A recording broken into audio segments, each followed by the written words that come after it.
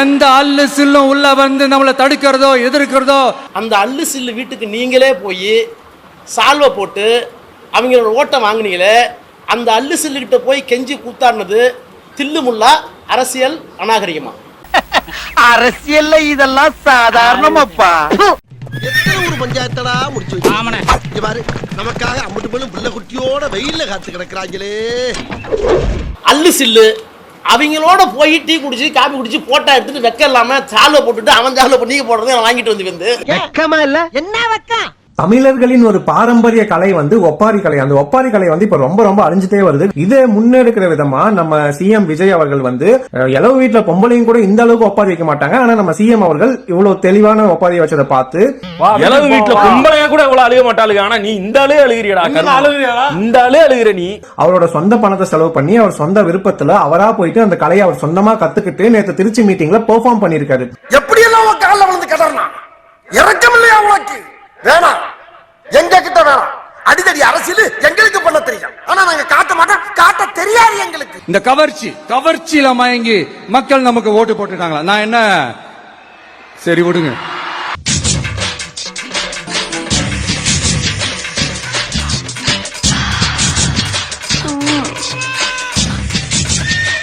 சூப்பரா எனக்கு மூடு வந்துச்சு.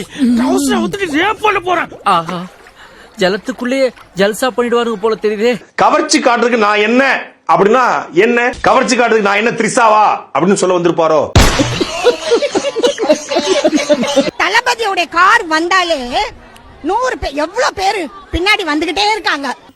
எங்க ஏய் மிஸ்டர், அப்ப அவருடைய காரை பார்த்தா பின்னாடி வருவாங்க. அதனாலதான் த்ரிஷா அவங்களுடைய கார்ல அவர் பயணிச்சு வந்தாரு. நான் பாத்துட்டேன் விஜய்னாவை பாத்துட்டேன். கொல்ல அழகு வாவ் அப்படின்னு சொல்றாங்க. அதுக்கு பேர் என்ன? இப்படி பிடிச்சி இப்படி எறியதும், இப்படி கொடுத்து இப்படி எறியதும், அதுக்கு பேர் என்ன சார்? கவர்ச்சி தானே.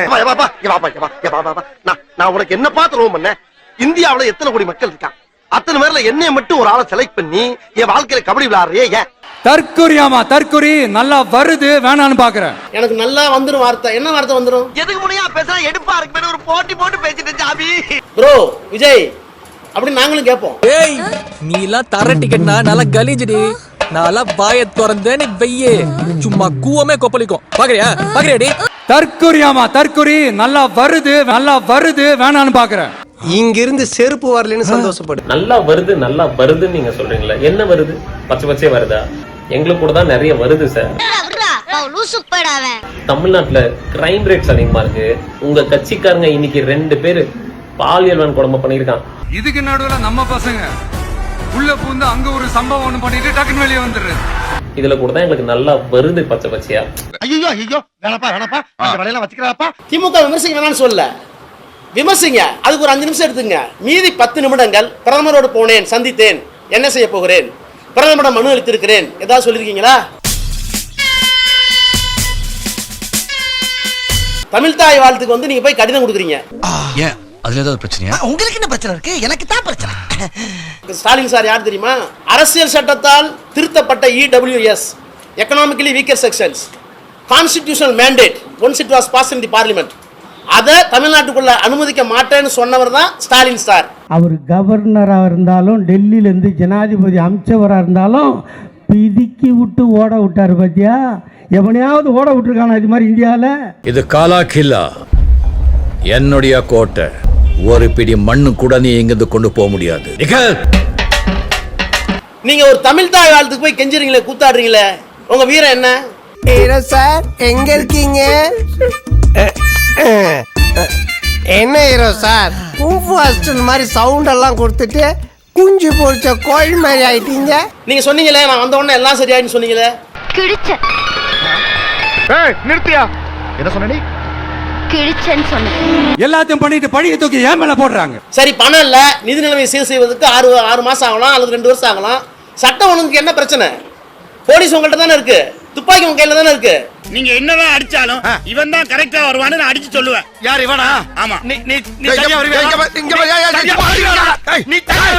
சார், ஊர்ல ஒரு பழமொழி சொல்லுவாங்க, அறுக்க தெரியாதவனுக்கு 58 அருவாளாம், ஆட தெரியாதவனுக்கு தெருக்கோணலாம். அந்த மாதிரி அதிகாரத்துல வந்து சிஎம் நீங்க தான் உட்கார்ந்துட்டு இருக்கீங்க. உங்களால முடியல, தயவு செய்து அந்த ஆட்சியை வேற என்ன வந்து கொடுத்துட்டு போங்க.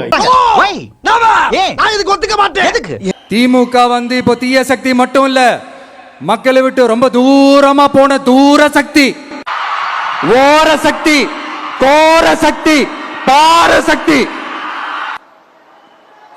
தூர்ந்து போன சக்தியாவும் ஆயிடுச்சு.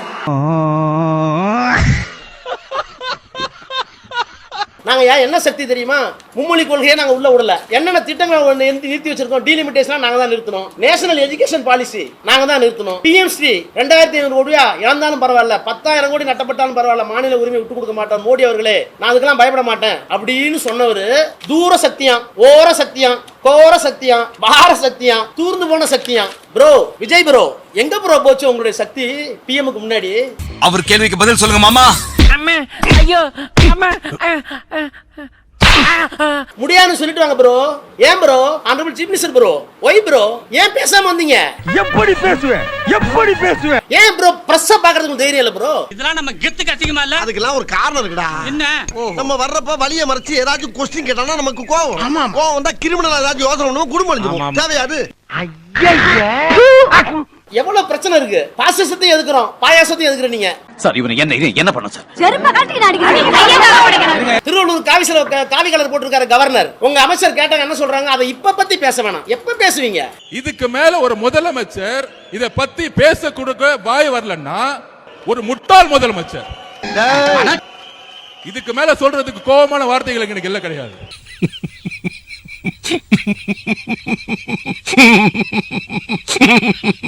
அவரோட ஐடியா என்னன்னா தமிழக வெற்றி கழகத்தை லாட்டரி விற்பனை கழகமா மாத்தணுங்கிறது அவர் ஐடியா. தமிழக வெற்றி கழகங்கிற பேர் சரியில்லை, இதை லாட்டரி விற்பனை கழகமா மாத்திட்டோம்னா நல்லா இருக்குங்கிறதுக்காக இன்னைக்கு விஜயோட போய் இணைஞ்சிருக்காரு. பாரு மாவன உன் குடும்பத்தை நடுத்தருவுல இருவாரன், நடுத்தருவுல போறவங்க கூட பார்த்து ஆச்சரியப்படுற மாதிரி பண்றேன். நான் வந்துட்டேனா? திருவள்ளுவர் எங்களுடைய இனத்தினுடைய, மொழியினுடைய, கலாச்சாரத்தினுடைய அடையாளம். பிறப்புக்கும் எல்லாம் உயிருக்கும் எம்பளம் போட்டுட்டா பத்தாது. திருவள்ளுவருக்கு வந்து இங்க காவி சாயம் பூசறது வந்து நான் இப்ப பேச மாட்டேன்னு சொன்னா, இன்னார்தான் கோபால சொன்னா பின்னால எதுவும் பிரச்சனை வரும்னு யோசிக்கிறாங்க. என்னடா கோபால, அப்படித்தானே? எங்களுடைய மொழியை, இனத்தை தாழ்த்துகிற ஒருவரை கேள்வி கேட்பதற்கு துப்புள்ளாத ஒரு சக்தி எங்களை பார்த்து தீய சக்தி, தூர சக்தின்னு சொல்லுவீங்களா? நீங்க என்ன சக்தி? நார சக்தியா? என்ன சிரிப்பு ராஸ்கல், என்ன சின்ன பிள்ளைத்தனமா இருக்கு? ஏன் சட்டமன்றத்திற்குள்ளே தளர்வு, சோர்வு, தயக்கம், மயக்கம், இயலாமை? என் கைகாலெல்லாம் நடுங்குதா? நரம்பு தளர்ச்சியா இருக்கும், நியூரோபின் மாத்திரை வாங்கி போடு. ஆனால் திருச்சியில் ஏன் இந்த வீர வசனம், அந்த வசனத்தை எழுதி கொடுத்தது யார்? வேற யாரு? நான் தான். அப்புறம் நாங்க சாதி, மதம், பணத்தை எல்லாம் உடைச்சிட்டீங்க. நீங்க சாதி பார்த்து கேண்டிடேட்டே போடல, நீங்க மதமே பார்க்கல. டெபினெட்லி கையில ஒரு மதம், நெத்தியில ஒரு மதம், பதவி ஏத்துக்கும் போது ஜோசப் விஜய் என்னும் நான், அது ஒரு மதம். என்ன ப்ரோ ஏனே இப்படி சின்ன பையல போட்டு அடிச்சுக்கிட்டு இருக்க? ஆறு இவனா சின்ன பையன் மூஞ்சிய பாரு. இது பெருசா வந்தா 20 ரேப்பு, 10 கொலை, பிஞ்சு குழந்தைய கழுத்தை கடிச்சே கொன்றியா? என்னது, நீங்க சாதியை உடைச்சிருக்கீங்களா? இந்த அறநிலைத்துறை இருக்குல்ல, அந்த துறை அமைச்சர் ஒரு பார்ப்பன சாதியை சார்ந்தவரால் தான் நீங்க போட்டிருக்கீங்க. ஏன் சார் இப்ப மட்டும் நீங்க சாதியை பார்த்து போட்டீங்க? இதுக்கு வந்து உங்க ஆதவர்ஜனை வந்து ஒரு விளக்கு கொடுத்தாரு, நாங்க சாதிலாம் பார்க்கலங்கன்றீங்க. அப்ப சாதி பக்கமா தான் நீங்க அவர் ஸ்ரீரங்க தொகுதியில் வந்து நிக்க வச்சீங்களா? சென்னை சார்ந்த ஒரு பையனை கொண்டு போயிட்டு ஸ்ரீரங்க தொகுதியில் நிக்க வேண்டிய அவசியம் என்ன? சாதி பார்க்கலையா? விஜய் சாரோட கேண்டிடேட்லாம் நீங்க வந்து எடுத்து பாருங்க, ஒவ்வொரு ஆளும் பார்த்தோன்னா சாதி பார்த்து தான் வந்து ஒவ்வொரு தொகுதியில் நிக்க வச்சிருக்காங்க. அப்புறம் என்ன, ஆரம்பிக்க வேண்டியதானே? போயிட்டா. ஆஹா, துண்ட தோல்ல வர்ற மாதிரியே தூக்கி போட்டு போறானே, என்ன பண்ண போறானோ? இன்னைக்கு டிகே சிவகுமார் பக்கத்து மாநிலத்துடைய முதலமைச்சர் பேசியிருக்காரு. திமுகவும் ஸ்டாலின் இருக்க வரைக்கும் தான் எங்களுக்கு பிரச்சனை, மேகதாதுக்கு இனிமேல் எங்களுக்கு பிரச்சனைங்கிறார்.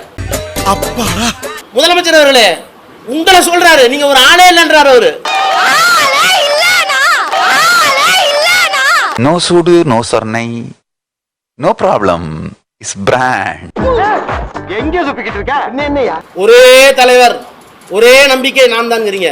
உங்களுக்கு ஓட்டு போட்டு 35% தான். பார்லிமெண்டரி டெமோக்ரஸில you succeeded, no doubt, I do admit. நாடாளுமன்ற தேர்தல் முறையில் நீங்கள் வெற்றி பெற்று விட்டீர்கள்.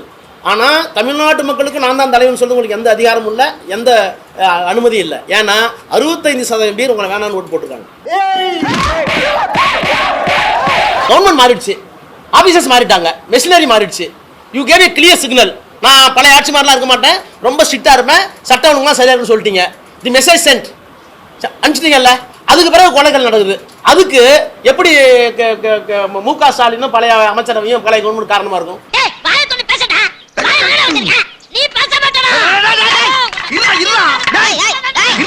அடுத்து இப்ப நம்ம புதுசா அந்த சூட்லாம் போட்டு வரோம்ல, அத பத்தி கூட நிறைய பேரு ஏன் நாமெல்லாம் கோட் சூட்லாம் போடக்கூடாதா? இதை நான் இதுக்கு முன்னாடி எங்கேயோ கேட்டிருக்கனே. எப்ப அந்த கிளிப்பை கொஞ்சம் போட்டு விடு. போயஸ் கார்டன்ல வீடு, இது இவ்வளோ பெரிய பேச்சு பொருளா மாறும் அப்படின்னு எனக்கு தெரிஞ்சிருந்தா நான் பேசாம ஒரு சின்ன அபார்ட்மெண்ட்லயே இருந்திருப்பேன். ஏங்க நான்லாம் போயஸ் கார்டன்ல வீடு வாங்க கூடாதா? தெருவில் இருந்தா தெருவிலேயே தான் இருக்கணுமா? ஓ, அந்த டைலாக் அந்த மாடுலேஷன் அப்படியே என்ன காப்பி பண்ணி என்னென்ன நீ அதான் அதேதான் வழக்கமா படத்தை தான் காப்பி அடிப்ப, அப்புறம் அரசியலே காப்பி அடிச்ச. இந்த தடவை டைலாகையும் நீ தனுஷ்ட காப்பி அடிச்சு வந்திருக்கா? ஆனா உன்ன மாதிரி கேவலமா நான் ஒருத்தனை பார்த்ததே இல்லடா. சரி, ஓகே. ஏன்னா இருக்கிறவன் வச்சுக்கிறான், இல்லாதவன் வரைஞ்சுக்கிறான். சரி, அதுக்கு மேல நம்ம எதுவும் சொல்ல தேவையில்லைன்னு நினைக்கிறேன். சொல்லவான்னா எல்லாத்தையும் சொல்லிட்டியே. ஸ்டார்ட் பண்ணு.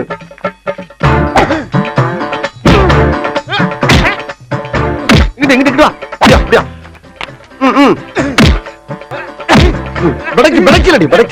மண்டல மட்டும் அடிச்சிடாத, குலக்கேசல் உள்ள போயிருவேன்.